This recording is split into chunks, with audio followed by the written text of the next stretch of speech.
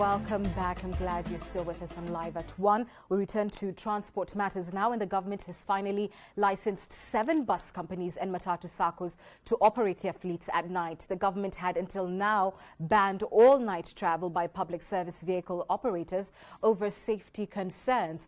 Transport Cabinet Secretary Engineer Michael Kamau says the operators met some stringent requirements that will enhance the safety standards of their buses. Speaking during the official unveiling of the names of the freshly licensed travel operators, Engineer Kamau revealed that the number of deaths through road accidents by 31st May 2014 had reduced by 20% compared to the same period last year.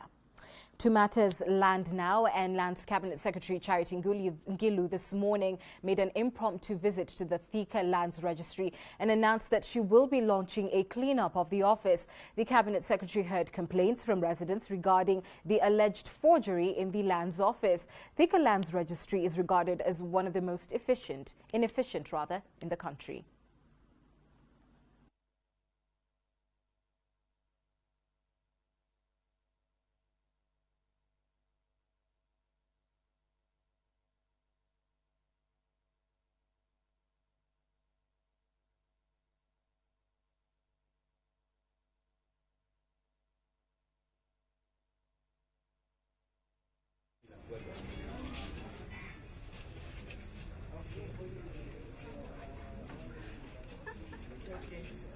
Come here, do what you can. Solve the problem of Thika, and God will bless you wherever you go. Lazima tuangalie kwa sababu kwa miaka mingi files zimewekwa vibaya sana. Ndio tunataka tuweka vizuri ili mkija hapa mtu anaenda tu kutoa file anaipata, unahudumiwa na unaenda. Shida ingine kubwa, madam, ni green cards are kept in bahashas. You see, now if you look, if you check, I hope you have gone through, if you check and find that these green cards are in the bahashas, how can they be able to get a search? That's too difficult. They can't. They can't. All right, let's recap a story we brought to you earlier. Over 5,000 residents of the hunger-stricken Ensegor village in West Pokot County yesterday received relief food from the county government to help them deal with the adverse effects of the drought that has hit the area. West Pokot Governor Simon Kapchain officiated the dispatch of over 2,500 bags of maize, 500 bags of beans and 8,000 litres of cooking oil from Kapenguria town for distribution to the remote parts of central Pokot.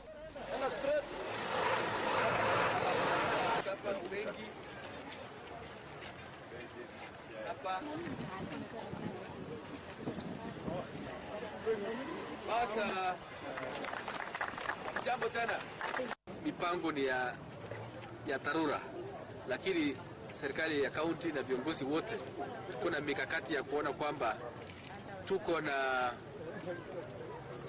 na suluhisho ya hapo baadaye ya kudumu, kwamba watu wetu waweze kutumia mito zale ziko, na sisi kama serikali tusaidie hawa pia tukishirikiana na serikali kuu.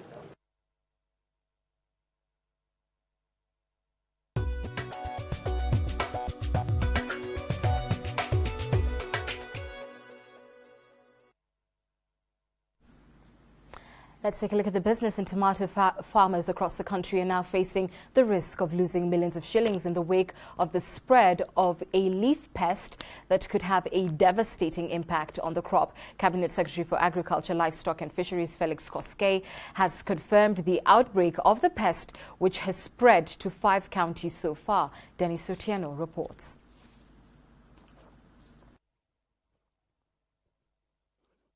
Tomato farmers in Kirinyaga, some parts of Meru, Kabete and Loitoktok are facing a threat that could sink them into losses.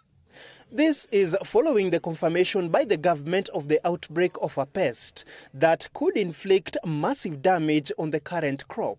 There's an insect called Tuta absoluta, which is a very dangerous insect. It mines the leaves of tomatoes. The pest, which was initially detected in Isiolo County, is said to have originated from Ethiopia. Agriculture Cabinet Secretary Felix Koskei has however said that the government has instituted measures that include continued surveillance and training of tomato farmers on use of appropriate pesticides to combat the pest. We have set up the early warning systems. We have engaged quickly the collaboration between ourselves and other stakeholders like CARI and the University of Nairobi to do the research part of it. Early warning systems is to ensure that we get to know where it is early enough before they do the extraction. The tomato is Kenya's third biggest horticultural crop by production, fetching about 14 billion shillings every year. Dennis Otieno, Citizen Business. Members of county assemblies around the country have been put on notice over their excessive expenditure after it emerged that they have spent over 10 billion shillings on offices and aids at ward level. According to the Transitional Authority, the funds have been spent illegally and the MCAs will be required to refund the cash.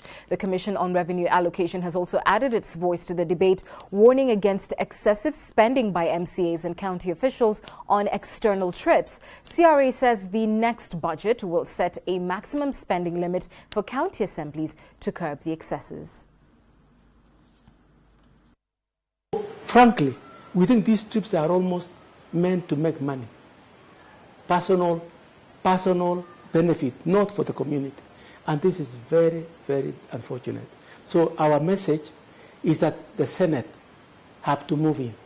It is the Senate's role to check on the budgets and where there are excesses to arbitrate. Because whenever governors come up and say this is too much, they are threatened with impeachment. So we expect the Senate to really have this oversight, not only on the executive, but on the county assembly. Otherwise, we are headed in the wrong direction.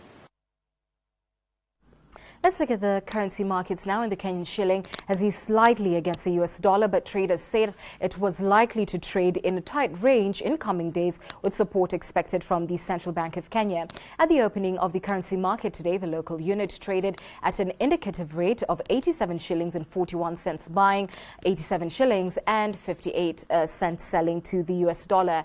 Against the euro, the shilling stood at 119 shillings and 27 cents buying against 119 shillings and 52 cents selling.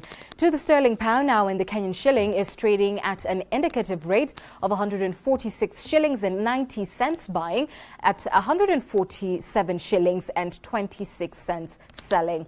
Regionally now, in the local unit appreciated slightly versus the Tanzanian shilling to trade at 19 shillings and 15 cents buying and 19 shillings and 31 cents selling, but shed off 17 cents to the Ugandan shilling to trade at 29 shillings and 11 cents buying to 29 shillings and 28 cents selling.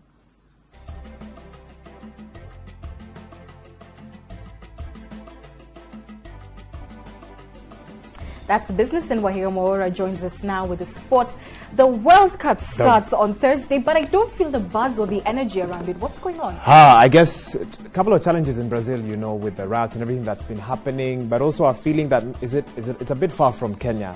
Unlike South Africa, where it was easier to market as corporates because you knew that Anne Kiguta could then win a trip to South Africa. But Brazil's a bit far and it's difficult. But on Saturday, we did a story about women and the World Cup. Two groups of women this coming Thursday, those who support their male friends and family and those who won't. Which category do you fall in?